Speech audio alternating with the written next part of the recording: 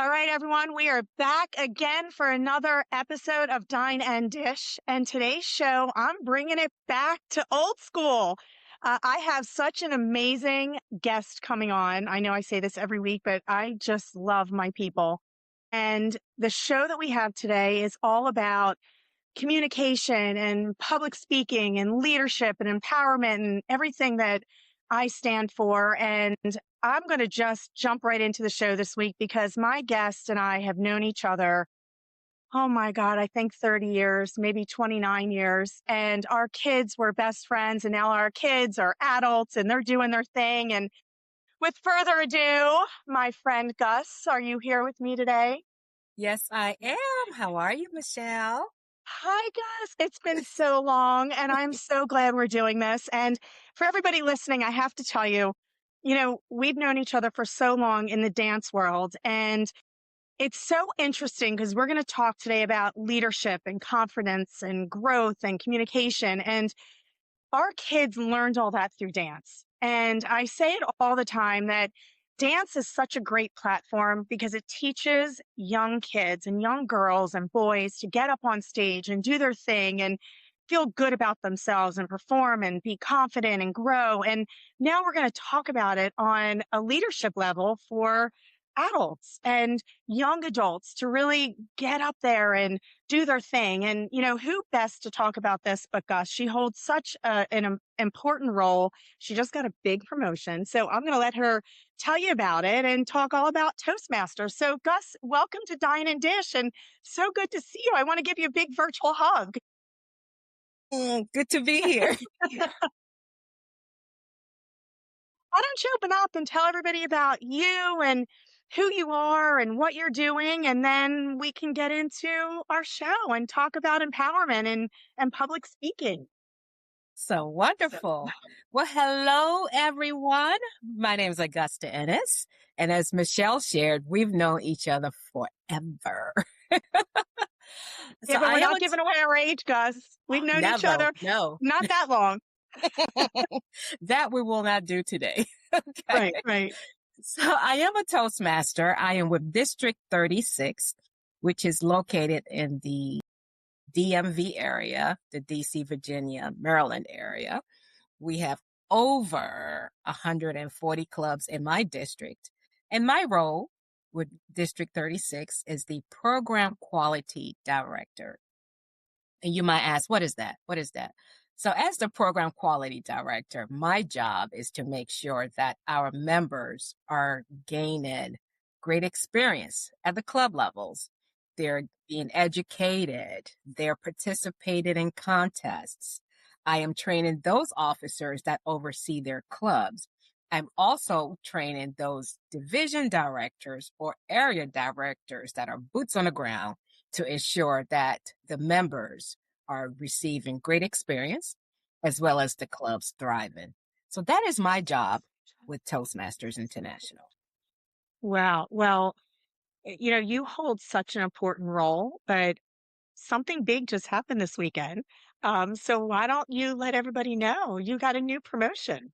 I sure did. This weekend, I became the inaugural district director for District 220. What does that mean? Well, I'm glad you asked. District 220 District 220 is a new district that's formed within, again, the District Virginia, Maryland area. It took District 27 as well as my District 36 and brought them together to form one district. Now, many years ago, District 27 spun off of 36. So what Toastmasters International has done in this year is to bring districts that have under 100 clubs and merge them with those that are above 100. My District 36 is above 100, 27 is under 100 at the time.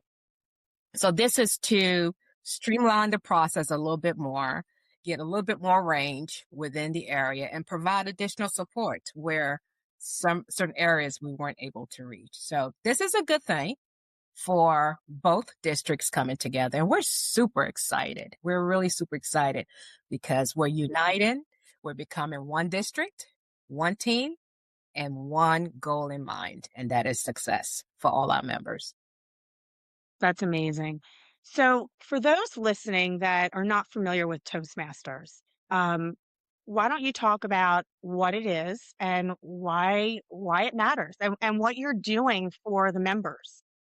Absolutely. So Toastmasters International is a global nonprofit organization that helps people become more confident in speaking and become better leaders. So what it does is it's a special hands-on type environment where you learn by doing.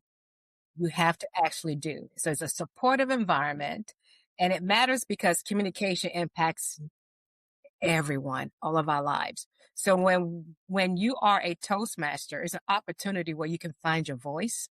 Yes. So you don't just become a better speaker. You become more effective leader as well as professional, a contributor to any form of communication or in various communities. So that's what Toastmasters has done for us. And one thing else I need to add, Toastmasters has been around for over 100 years. 100 years. Yes. And Ralph Smedley was the gentleman that founded Toastmasters International in California years ago to help those that are shy and need to step up in leadership and just become a little bit more confident communicators. Wow. So, what an amazing platform for everybody. So, talk to me about how did you get involved? What drew you here? How did you get started? I didn't even know you did this. I mean, I've known you for so long, and when you reached out to me, I said, "Wow, I had no idea you had this type of role." So, what drew you to being such a big personality with Toastmasters, and how did you get involved here? Okay.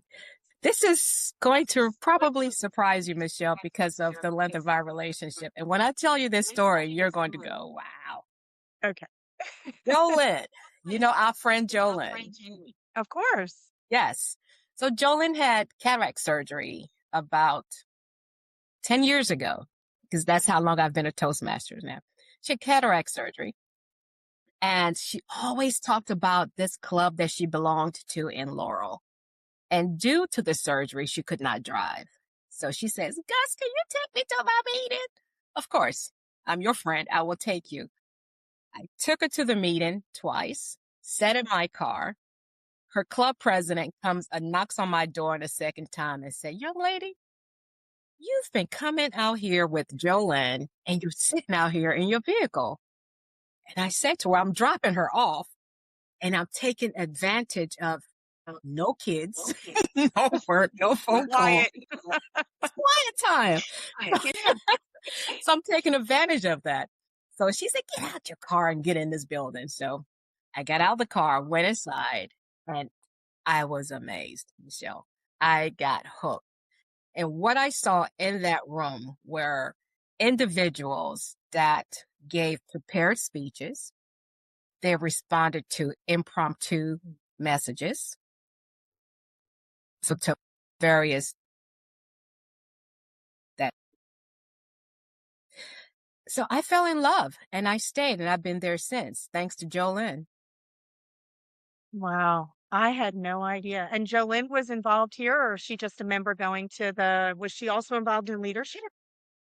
Oh, yes. Oh, yes. Yes. She took on various Wow. roles from vice president of public relations to vice president of membership.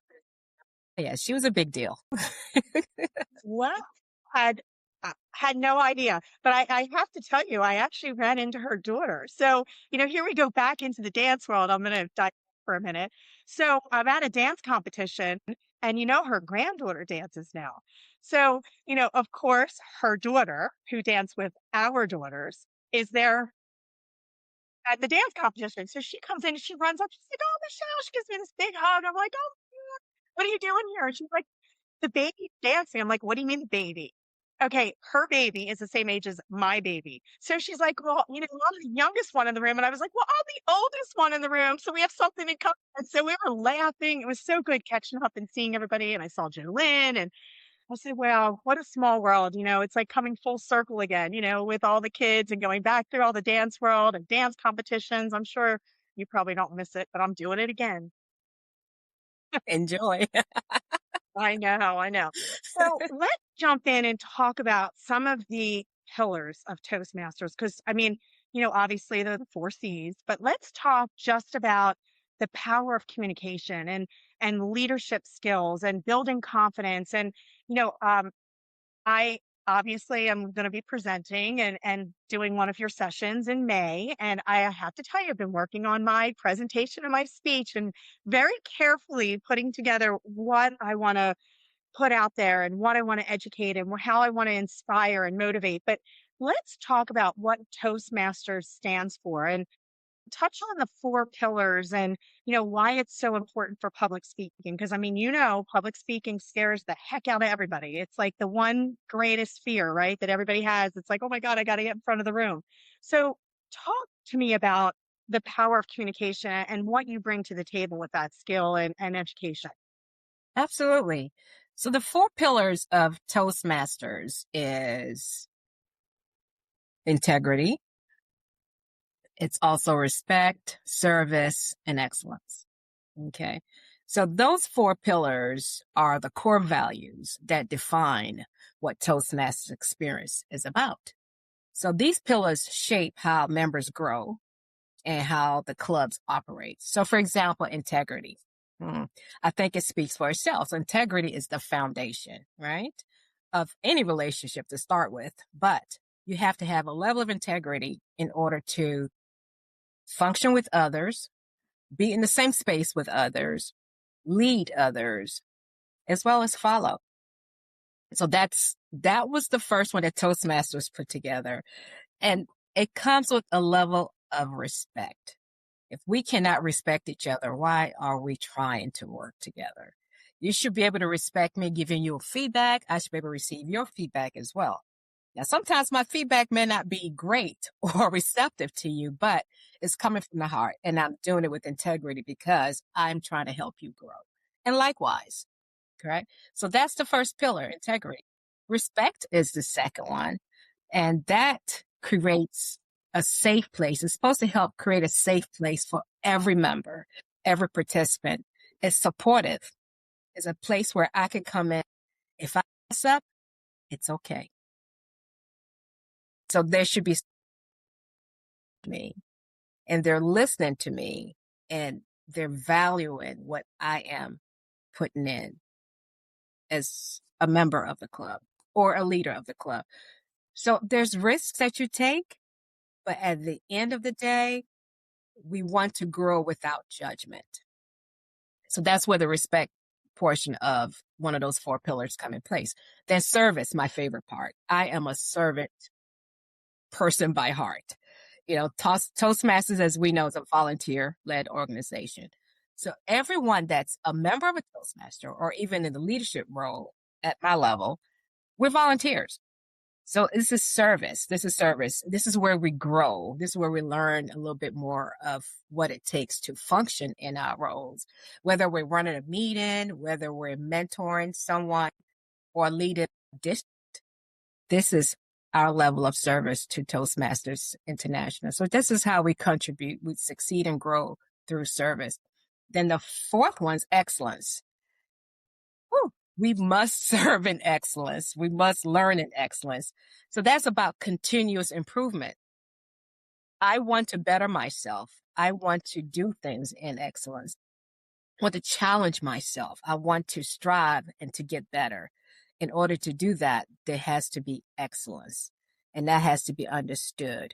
It's not perfection, but it's an attempt, it's a progress and growth in the midst of that. So the nutshell, those four pillars: integrity builds trust, would you say? Respect creates safety, service develops leaders, and excellence drives growth. So all of that together, all those four pillars together, they create an environment where people can truly find and strengthen their voices. It's a safe place. Wow, wow. So obviously you've been doing this. You saw when you started with Jolyn over 10 years ago. What changes have you seen? There's been probably so many changes in the program from growth and growth of membership, growth of training, growth of speakers and presenters. So talk to me a little bit about what changes you've seen in the program and what changes you've seen in people going through the program, because I'm sure you've seen examples of people coming in and being so scared to speak and building confidence. And then now they're out there speaking for Toastmasters and getting up on stage and presenting. So let's talk through what changes you've seen over the years with the program. Absolutely. Absolutely. I believe the first major change I saw was during COVID. We went from in-person meetings where we're looking at each other, standing in front of each other, to the wonderful Brady Bunch view of Zoom, whatever, Teams, you Like name it. today, look at my Like here podcast. we It's on Zoom. It's on Zoom. And guess what? That was a great experience either way because we're saving time. We could actually be driving right now. So COVID was really a good thing in a sense from this perspective. But that's a change. That was one of the major changes that I noticed. But in terms of members, I have seen members come to Toastmasters, fear, they're scared. Most of them come down with fear, but fear of judgment, fear of making mistakes, things like that, or fear of not being good enough. None of us are perfect. And again, I said it earlier, Toastmasters is a safe place, especially within your club level. Each club has their own.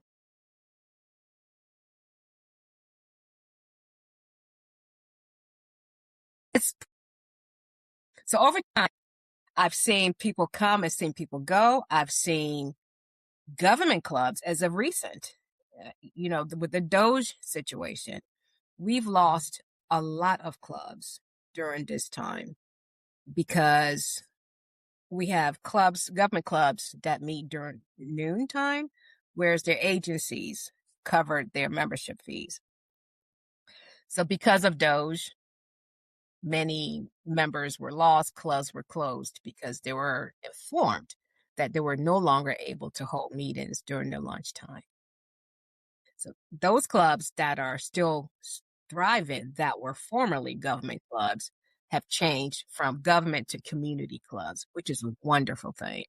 So instead of having meetings at lunchtime, they're having meetings the evenings, 5, 6, 7, you name it, via Zoom or a library that's willing to take a chance with them. So that's another change. But I've also seen very afraid, that's what I call very afraid members come in and give their icebreaker. And maybe we could talk about icebreaker later, but they came in and give their icebreaker, introduction of themselves, which is like a 4 to 6 minute speech.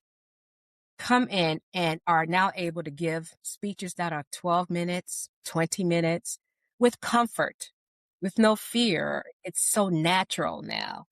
And that started from that small introduction of who you are and a good number of projects that Toastmasters allows us to work with and present at the end of those projects to where they are at the comfort level. So fear initially could also be lack of exposure, but through this format and practice, the sky's the limit. hmm That's the truth. That's the truth. So you brought up COVID. Every show that I've done for the last year, I've been doing this show a year now. Can't even believe it's been a year. And every week we do an episode, and I've talked so many different topics, and COVID always comes up. COVID has just changed everybody's role, everybody's business, some for the good, some for the worst. But you know what? It's changed how we do business. It changes how we think. I do agree. Zoom has made so many more people comfortable with communication, speaking. It's made it easier for people to network and reach out, be more connected. For the restaurant business, it wasn't so good, but for leadership roles, it's good. So we're going to talk more about COVID and AI as we get further into the show, but you brought up icebreaker. So why we're on that topic, and before we jump into memberships and member experience, so you talked about icebreakers, and this is a great time to jump right into that and talk about what they are, why we use them, and the best practice to execute them, to make, a proper leadership role and just an opening for a speech. So why don't we jump in there and talk about that? Absolutely. An icebreaker speech is an introduction of yourself to the club. You want your new club, your new family to get to know you. And chances are you are nervous and shy, palms sweating. So this is the reason why we start off with the icebreaker, because it's short. And who knows best about you than you, right? So with that, you still have to follow the project as designed by Toastmasters International. That is by ordering your speech. Do you have the introduction, the body, and the conclusion? Yes. So in the icebreaker, you're going to give us a few things about you that we don't know. And at the end, you and given certain amount of feedback as to how you could better that speech the next time you present any moving forward. So icebreaker is your first speech. You are assigned a mentor that's going to guide you through your projects, at least the first 1 to 2 levels. And there's so much to share here because there are levels also of those various speeches. But an icebreaker is an introduction of yourself so that your fellow club members can get to know you. You're getting your feet wet. It's literally throwing you out there. Go say something about yourself. Yeah. So guys, let's jump. I mean, obviously an icebreaker. I say this all the time. We were just in LA. I was on the Mario show on the mic with Mario. And I was speaking with another somebody that was presenting. And she was so nervous. And she kept saying, how do you do this? How are you so confident? You get up and you're not nervous. Your palms aren't sweating. And I said, you know what? You're talking about yourself. You can't screw up. It's not like you have to memorize a topic. You're there to talk about yourself and inspire people because you're doing amazing things. So if you're doing amazing things and you're talking about topics that you're so passionate about and you love, it should come easy. So you can't get nervous about yourself. So just get up there and tell people what you do and who you are and inspire them to want to follow with you. So an icebreaker is so important because it not only introduces and opens up your speech and the show, but it just engages, gets people to engage and connect with you and get them excited about what comes next, right? That's actually true. That's absolutely true. So let's talk about your last role before you move into your big district leadership role. The program quality director role is so important because your job is all about experience. And I want to tie it a little bit into hospitality for a minute because Mm, that's my role. The hostess with the mostest. My role yes. is when somebody comes into a restaurant, you're there to make sure they have the best experience. Whether it's dining, whether it's communication, whether it's just a wow experience, they're getting engaged, they're having an anniversary, and they're there to share with you. And that was kind of your role as the program quality director to make sure the members' experience was great. Training, education, engagement, all these great words. So talk to me about that and how you made sure that happened and how you kept the quality of the program and the integrity of Toastmasters mission and what they stand for alive.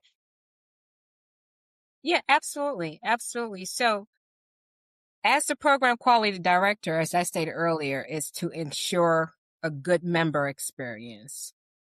We want everyone that walks through every club's door to have a great experience.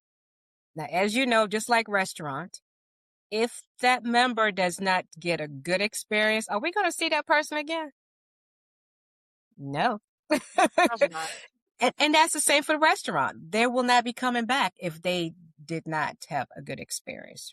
I have to ensure that clubs are delivering excellent value meetings to their members, as well as well-run meetings, strong evaluations. Because when you give a speech, you have to get an evaluation. That's what good feedback is about.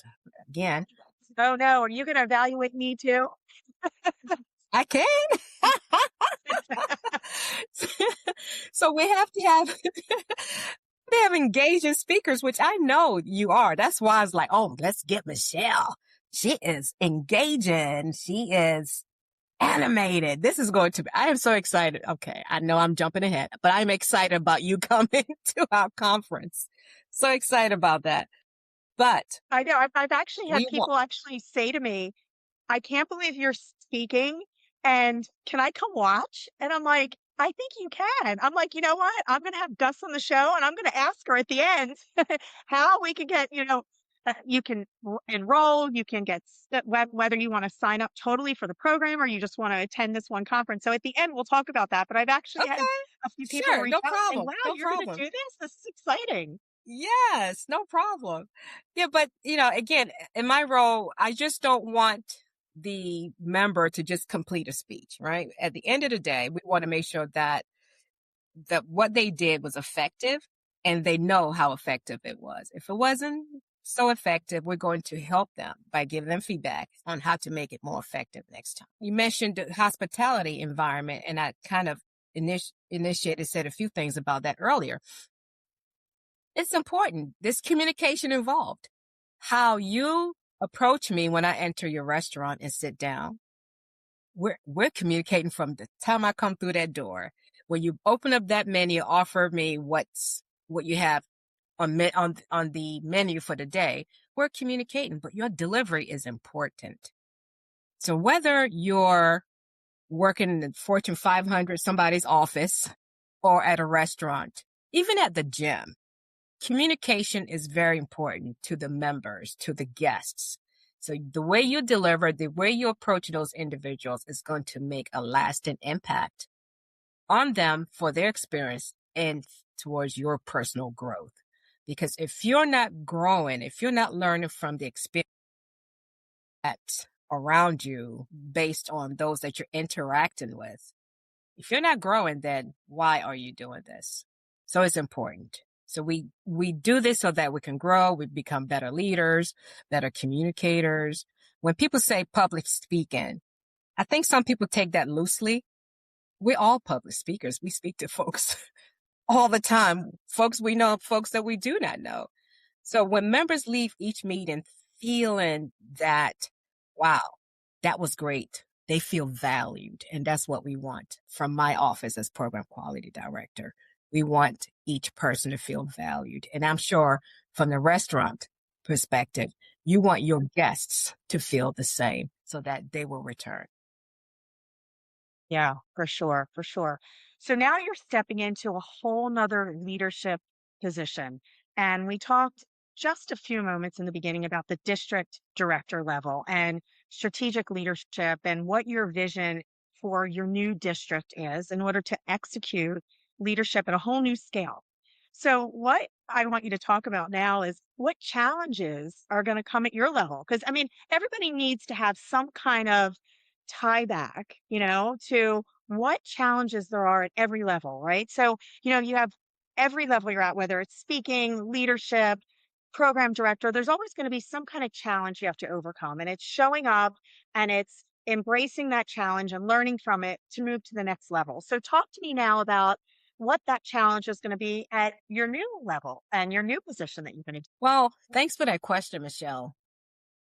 The challenges, yes, they will come. But from going from program quality director, where my responsibility was to make sure that the members are receiving great experience from personal to club. My main responsibility as the district director is to manage the district. I have to manage the district. I am managing my trio. There's trio members. There's the director as well as the club growth. So I have to manage those individuals and beyond. I have division directors, area directors, club officers, area and on down. So I have to make sure that the district is meeting its goal. Similar to work, when you put the business plan together, when we start, we have a marketing plan. We have a club success plan, a district success plan. So my team and I will have to put together a district success plan. What's going to make us successful? What would we deem as successful?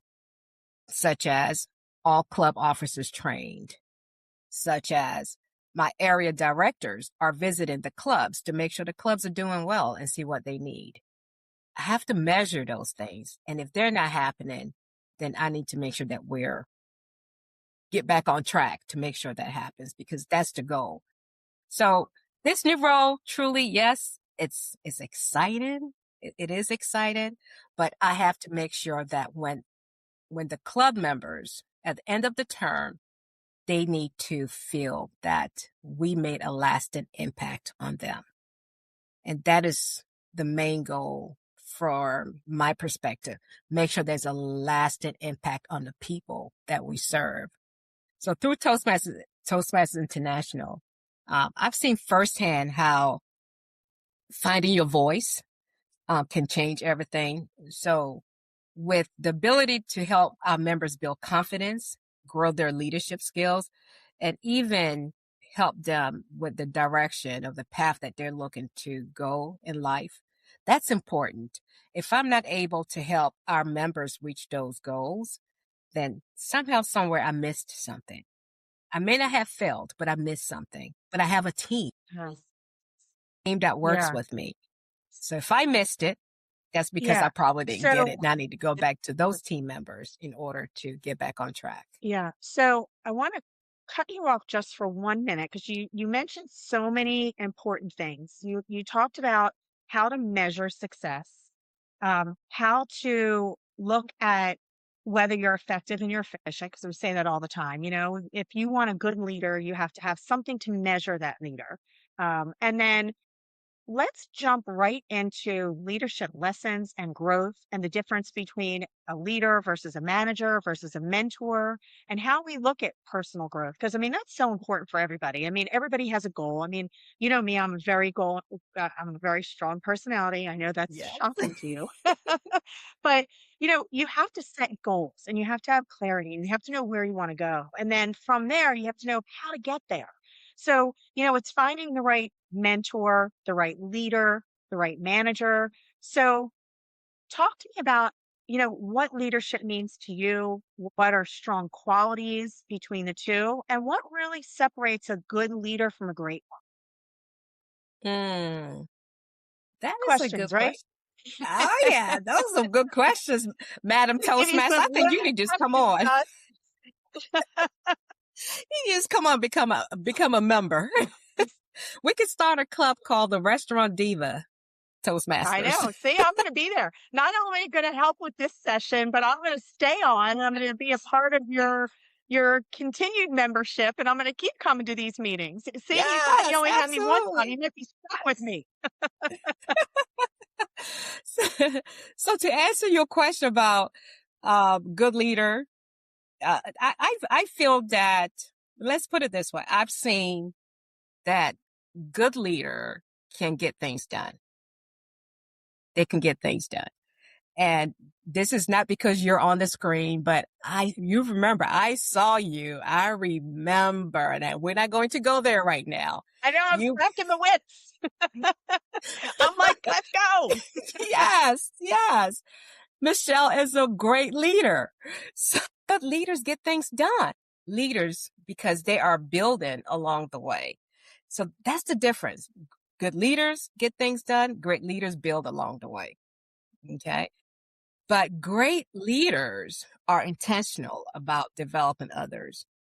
So if I am, quote unquote, your leader, your mentor, if I'm not developing you if I'm not seeing progress, then my job is not really getting done.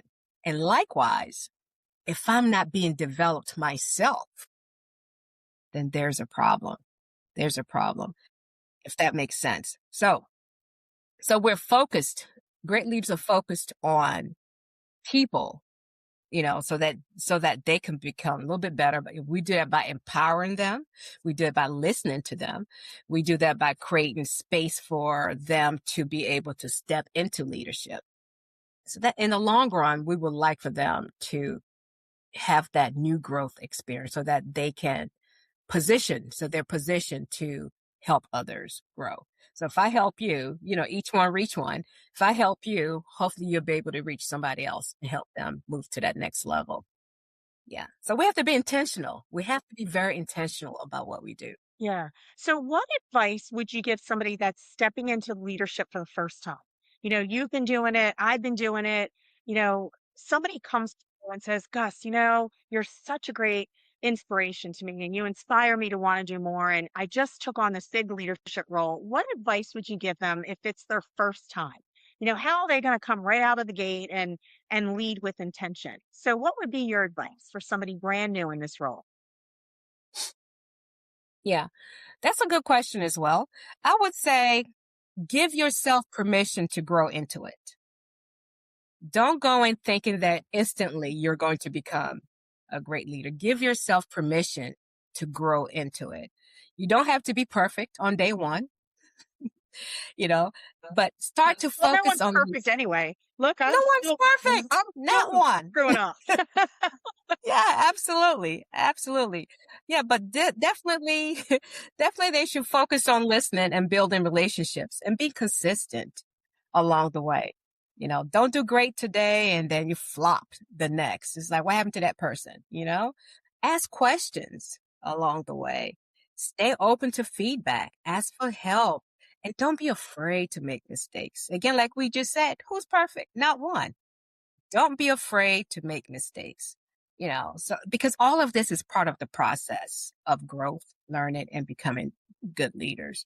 So leadership isn't proving yourself. It's not really proving yourself. It's about improving yourself and bringing others along with you. So it's not an I thing. Yes, I could be an I, but let me bring others along the way with me. That's a good measure of a good leader. If I can do well by you and bring you along the way, and then in turn, you take what you've gained and help somebody else, I've done my job because it's not about me. There's Right. It's so true. Well, they always say there's no I in team, right? no I. No, It's not all at all. it's always no. And you know what? It's such a great feeling that you can see where somebody was and where they are because of you. If it's just a little tip that you gave them or some education or if it's confidence or it's just so empowering to watch somebody change their whole professional leadership career. And that's something I've done through the years. I've worked in retail, I've worked in restaurants, I've worked in the accounting world, I've worked in weight loss, and I've worked with so many different people on so many different levels and watched so many people come up with me, from managers to regional managers to district level. And so I agree with everything that you said. It's just, everybody makes mistakes. I always say, write the book and just don't do it again. Learn from them. Scars Exactly. make you stronger. What doesn't kill you makes you stronger.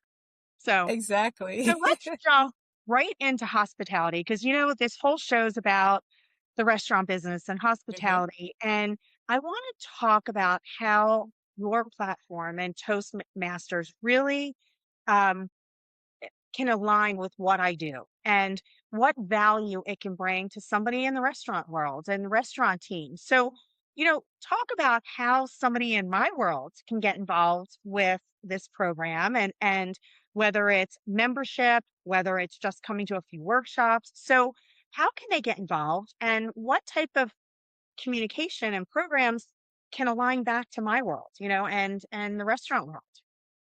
Absolutely.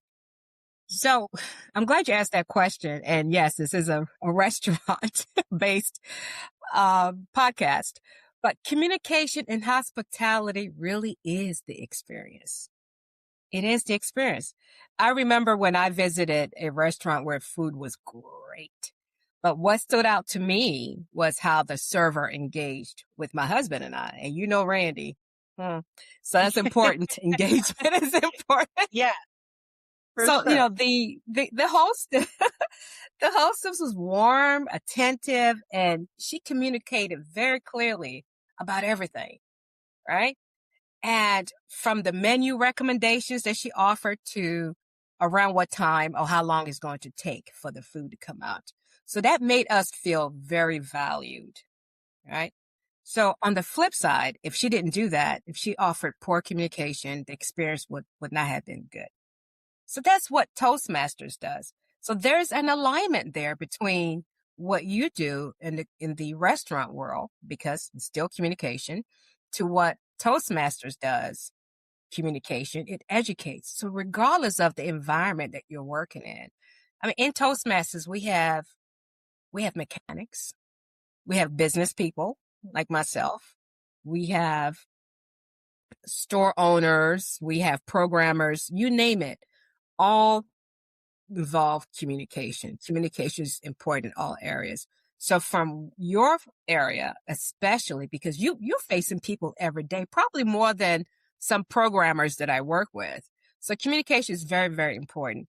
That's where that click happens. That's where that connection happens when that guest, with that family that's coming in to sit down and eat. If your hostess is not put together with greeting that individual, wow, the guests, may have a very bad experience. So it is important in hospitality. Communication can elevate or diminish someone's entire experience. So this is where Toastmasters comes in to help us with that, regardless of the field that we're in. The projects that Toastmasters offers is across the board. It's for everybody. There are projects on leadership. There are projects on public speaking, of course. There are projects on how to make presentations. There are projects on how to run an online meeting like this. Yes. Mm-hmm. And one of my favorite projects is a project that I completed in my path, which involved a disruptive members, or in the restaurant world, a disruptive guest. And how do I handle that? Do I go off the top or do Yeah. I bring it down? Yes. So that's important. Toastmasters teaches you how to handle those type situations as well. So it aligns. It aligns. I'm telling you, Michelle, we need a Restaurant Diva Toastmasters Club. Hey, that sounds good to me. A restaurant diva Toastmaster. So, one thing that you said that really I couldn't agree more is that front door. That hostess at the front, that person that greets you, whether it's a concierge in the hotel world, it's the first face of your business. And if that employee cannot communicate, articulate, um, just elude that warmth and support that brand. It kills that whole dining experience. I mean, they are the first, what do they say? First impressions are the most important and the most lasting. And, if they're not a good communicator, they're not warm at the door, it just ruins it just sets the whole tone for the rest of the evening. So, and that's even with managers, like you said, dealing with upset guest. We always teach the lead, listen, empathize, apologize you know, and thank at the end. We always talk about all these different skills, but for someone to actually teach them and measure them and empower someone to actually learn them and use them, that's so powerful. So, when you asked me to get involved in this program and speak, I did I didn't even hesitate. I'm like, I'm free, yes. Because, it's something that it truly warms my heart and it's aligned with. And I 100% support education and empowerment and, taking people behind you and teaching them how they can be successful and own their voice and truly command a room and learn the proper body language and, just improve their overall presence. One thing I always say, and you probably will agree with this. You don't dress for the role you want to be in. You show up for the role you want, not where you are now, but you show up. And, that's one thing that I always did, no matter, and you'll hear this in my story when I speak at your weekend presentation in May. But one thing I always say is you have to show up. Whether you're scared, it might not be the right role, it might be a job you just took and it's challenging, and you might go home every night and cry and say, "Oh my God, did I make the right choice?" But you know what? You show up the next day and you learn from it and you do better. And if it's not the right role, then you change it. But if it is, then you fight for it. And that's one thing I've always believed in. And that's why when, you asked me to do this, I was like, yes, I can do it. I can command a room. I'll get up there and then you can measure me and you can score me, Gus, and tell me how I did. Listen, I will share the evaluation form with you before we start. Okay, sounds good. So let's jump before this show ends, because I mean, this happens to me every week. We get to 45 minutes and I'm like, oh, it's over. We haven't even covered half the things I want to talk to you about. But before we get into my lightning round fun questions, tell me about the future of Toastmasters and how you're expanding your impact and how you're inspiring others and what this program looks like in 3 years and 4 years and 5 years down the road. So, what do you see for the impact and the vision for the program? Wow. I see major growth. I see major growth. You know, times are changing, regardless profession that you're in. Communicate with others is very important. To be a good leader, great leader, you name it. Communication is very, very important. So instead of being fearful of jumping into leadership or fearful of speaking in front of people, get some help. Toastmasters there. Toastmasters there. Members are learning. Guests come in and sit down for a minute and just to see what this is about, to gain some kind of insight as to what this is. And usually when you come in and try to gain that insight of what this is about, chances are you're staying because you see the benefits of how you can improve in such an environment that you could take back to your workplace. You could take back to your home. And Toastmasters is not just for business. Trust me. You'll be able to communicate at home. This can help you with that as well. So Toastmasters is going to continue to influence others. Is going to continue to influence those that want to grow. I see progress. That's very important. Progress, not perfection, but progress across the board. And that shifts everything as far as I'm concerned. Progress shifts everything for me. But it also reminds me that every speech, every meeting that I have attended, or every leadership moment that I have taken part in during that journey, I don't have to get it all right at once, but it just keeps improving me to improve. So that's what I see. Continuous improvement, influence with others, encouragement, growth, communication, you name it. Toastmasters is here to stay. It's not going anywhere because we all need to know how to be able to function in various environments. Whether I am a high, what do you call that? Someone that has a very high temperament in terms of negative, whatever. Mhm, Toastmasters knows how to bring you down some so that you're able to communicate with others. So I see continued progress in this organization, and people will come and people will continue to learn. People will continue to grow. Actually, while you're at our conference, I'm going to introduce you to the gentleman that was the 1999 of public speaking. This gentleman has a story to tell. His storyteller. He's gone all over the world speaking to various organizations, empowering others. Yeah, so that's what Toastmasters does. It just elevates you, takes you to that next level. Yes. wow. Wow. All right. Well, here's my lightning round fun questions. So here we go. Yay. And you know what? I can't wait to hear some of your answers. So before we do that though, I know your first speech. Tell everybody how that went. Was it easy or did you just get up there and command the room? Because I know you have a big personality and you're always smiling and you're so warm. So I'm sure it probably was fine. But tell us, was it good? Was it bad? How was your first overall speech? I felt it was okay. I felt the first speech was okay. And it was about dance, believe it or not. Wow. Yes. And Okay.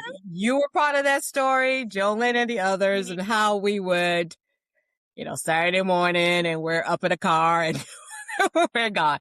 So I shared with the club what I did. So that was my icebreaker. I get up with the kids. We have costumes. We have to pay for this. We have to take them to classes and things of that sort. But that speech taught me a lesson.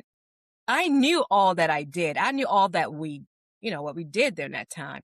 But to put it out in front of people that I did not know, it was challenging. I got through it. No one knew except for Jolene because she was in the room. The areas that I messed up, only she knew.